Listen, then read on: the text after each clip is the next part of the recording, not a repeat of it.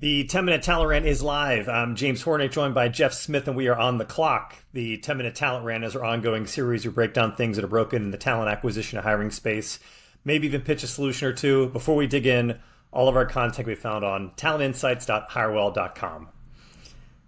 Getting deja vu? Executive search. I'm not feeling well. So, back to kind of disheveled Jeff, but I promise, that we can, when we get into it, we can deliver on this sort of stuff in a buttoned up way. Yeah, Jeff is under the weather today. Plus, we had a major technical malfunction. So we basically already did this podcast once, and it just didn't work. Yeah. So, getting deja vu. Anyways, episode 109, what everyone gets wrong about executive search. Yes. All right, so I'll reuse my anecdote from earlier. Since we talked earlier this morning, have you watched *Halt and Catch Fire* yet? The old show? I have not. You have not. All right, so I actually was working. yeah, *Halt and Catch Fire*. If you haven't watched it, it was like the season one. It got criticized for being like a 1980s ripoff of *Mad Men*. But then I would say starting in season 2 on, it's a top 20 show. It's one of the best I've seen. It's a great period piece about the early tech scene, kind of pre-Silicon Valley, then eventually in the last season gets to Silicon Valley. But it really starts, season 1, they're kind of the counterculture pushback against IBM. Now, I think it kind of perfectly encapsulated like the buying culture for IBM was just at that point in time. They were the biggest player in the space. They were the one everyone knew. They were the biggest name. And they also kind of sucked. They were not forward thinking at all. But everyone bought from them specifically because that's who you just went with. And it also kind of perfectly encapsulates the analogy of what's broken in the executive search world now. Yeah. I mean, it's a good intro. We have some themes here, right? And a lot of this will contribute to the issue. We're going to kind of break it down to 5 different things. So I'll jump right into it. The first thing is the prestige problem. And what we mean by that is what you just described. The IBM, the safe choice logic. It is alive and well in the executive search space. The catchphrase used to be, no one got fired for buying IBM. Now no one knows what that means because no one really I would say millennials on down probably don't know what IBM is, but that was kind of the mindset. Continue, sorry. It's so true. Just like my Rolodex, piece coming up here. Big firms sell based on reputation, not on performance. There's just name cachet there. I was driving down the street and saw a Jaguar the other day and I was like, man, remember when Jaguar was a thing? Yeah. It's, prestige matters. It holds on for a while. Yeah. And just for context too, at HireWell, our executive search clients, typically, I would say more than half came to us after they either had a failed search they have currently or their last search that they had with one of the bigger firms was an absolute train wreck. Yeah, which fine. I mean, being second in line actually allows the customer to find out what they did wrong and why the partnership wasn't good. So it allows for the second search to work better, but we would like to be first in a lot of those cases. Yeah. The common patterns, the common things we see are like they would typically get recycled the same candidates over and over again. Minimal customization, meaning they would get people who came from bigger organizations that really were relevant to them, who had these impressive MBAs, but just weren't like an actual fit for what they look for, but they were just supposed to be, oh, look how impressive they are. And they just didn't really, it took them forever, if they ever did, actually zero in on like what that company, what our client was actually looking for and from a business context. And it's just, prestige alone does not deliver results is kind of the net of it. Like you have to actually know what you're doing and actually put the work in every time. Yep, totally. All right. Number 2, the access myth. And when we say access, it's simply access to candidate pools. Big firms, the big executive firms in this case, they search. They claim that they have exclusive access to these executive candidate pools who will only take their calls. Yeah. It's unequivocally false. I don't really know what else to say to that. The reality of the situation is executives and executive candidates are 100x easier to engage with than mid-level talent. Yeah. It's crazy. It's crazy. They receive far fewer inbound messages by design. There's just less jobs and there's less recruiters working on them. And every opportunity is, generally speaking, high caliber and worth their time, if only for networking. Yeah.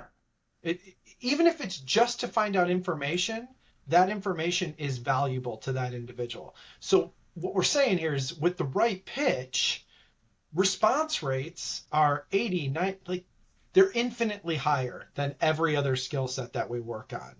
And there's this Rolodex, pitch that is all fear-based nonsense. And just like IBM, sorry if, the young crowd doesn't even know what a Rolodex is. Look it up.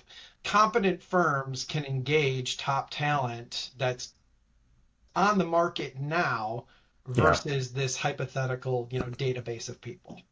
Yeah. When someone reaches out to you and say, "Hey, I got a really high paying job or get to run the company," you're going to respond.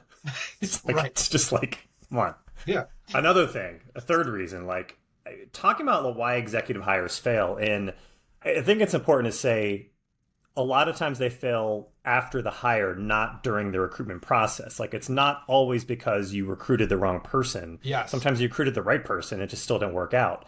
And kind of understand kind of why this happens. And this is really common in like mid-market organizations, which is a huge chunk of like the executive hiring market. A lot of execs who were execs already, they were homegrown in organizations. They were Mm-hmm. great. They are high skill individual contributors. They became high skill managers. And they even became high skill executives. This is not an example of someone who got promoted over their skis. But what happens there is they had many, many, many years in several positions to actually learn kind of how their organization worked, how to navigate it, what the culture was, how to build trust, and all those kinds of things. Yep. And people forget that once you get transferred to a new organization, if you're not bringing your team with you, you're starting from zero, and the expectation that someone might be able to hit the ground running day one isn't realistic. And it's important because the other thing to mention too, and I think everyone out there listening agrees, there's not enough leadership training in general. And that's really kind of the crutch, and the thing that actually would fix a lot of these things is that you might have someone who's excellent at the job, but if they never had leader, like being excellent at the job is one thing, but knowing how to navigate a brand new organization is a completely different skill that they may have never done before. And things I'm talking about more specifically, like these common causes, are like not having proper immersion onboarding, getting that done quickly, not building trust fast enough with key stakeholders in those organization, not being able to grasp what the culture was, or not being kind of introduced to the culture quickly enough, not being able to navigate internal politics. And you might be listening saying, well, we don't have internal politics. Yes, you do. Anytime you put three people in a room, there's immediately a political dynamic it's created. And Then, it's really hard to figure out if somebody can integrate culturally or handle those politics without seeing it. Like it is the leap yeah, of faith stuff. yeah. Then kind of lastly on top of that is just like there might be people there who wanted that position. They didn't get it. Yeah. And like someone's stepping into a minefield. And these are the key thing with a lot of these are soft skills. These are not hard skills. These are not the things you made that hire for. You made the hire to do that job, but these are additional things that people may or may not have been trained on or even had to do with kind of previously. I bring this up because search firms do not take this on as a responsibility.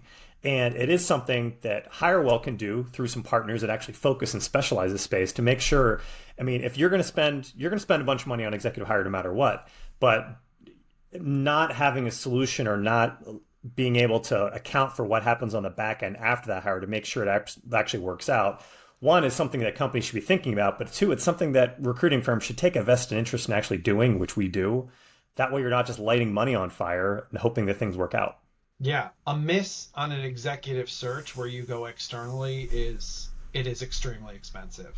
Which brings us Yeah. to number 4. The fee model is broken. Executive search is expensive. Yeah. And often for no reason. It's completely arbitrary. And it's not just the high cost, it's the variable cost Yeah. that causes the buyer headaches. So there's a ploy here. Salary creep in people who get submitted or candidates that get submitted is a sneaky way of getting clients to pay more than they may have expected. So, for example, you get a $350,000 range from your customer, and in the back of your head as a recruiter, you're like, the market for this is 450. You agree to it, you send a couple of people that don't fit, and then all of a sudden we're talking about a $400,000 search at 30%. That changes the equation, Yeah. right? Mm-hmm. It incentivizes firms to upsell higher paid candidates. and it inflates the fee with absolutely no additional effort or value. Yeah. We've got the solution is simple, flat fees. It's easier for companies to budget for it. All you have to do is kind of create alignment kind of at the front of the search. It's not like you're giving something away for free, but just agreeing to like whatever you end up buying, like this is what the price is. Like it's not that hard to do. And it removes the variable component, which causes more headaches than just the price itself. CFO is going to love that just by having a common sense model. This is what I'm going to pay for this search. Yes. Done. Why is that so hard? I don't know. It doesn't make a lot of, hence why it's number 4 on our list. Number 5, what executive search firms should look like. So here's what you should be looking out for. Look for a strategic partnership, not transactional. If you hear anything that we just kind of described as like the big yellow flags, like just be warned. The firms that you select they should understand your business, your culture, your goals, and your stakeholders. And the way that they can demonstrate that is by simply asking and then listening to your answers. Yeah. It's that simple. Like pick somebody that you feel has the expertise to absorb that information and then take it to the market. Being able to evaluate candidates for leadership style and that cultural political savviness, not just credentials. I'm not saying don't discount credentials. I'm saying they're a package deal and both are equally important. We should be helping clients mitigate that risk, like you said. So these things like internal resistance from maybe an internal employee who didn't get the job, or team conflicts, misalignment, not enough L&D. You have to think about that, and you have to pick a partner that's going to help you navigate that. Yeah. And additionally, if they're offering coaching, onboarding support, helping to build new executive trust, guidance in org design, like that's all cherry on top stuff that, we are going to include, in some of the big box stuff places unfortunately don't. Yeah. Closing points, just some thoughts. I mean, just don't confuse brand with quality. It's not the same thing. You're not buying a name, you're buying an outcome. And the goal isn't just the hire, it's making sure you have a successful hire long-term that can make an impact, and picking the right firm that's vested in making sure that happens. Yep. Choose a firm that acts like they understand that. Yeah. It really is that simple. We are short on clock for the second time today. Thanks for tuning in to the 10-Minute Talent Rant, part of the Talent Insights series, which is always available for replay on talentinsights.hirewell.com, as well as YouTube, Apple Podcasts, Google Podcasts, Spotify, and Amazon. Jeff, thanks again as always. Everyone out there, we will see you soon.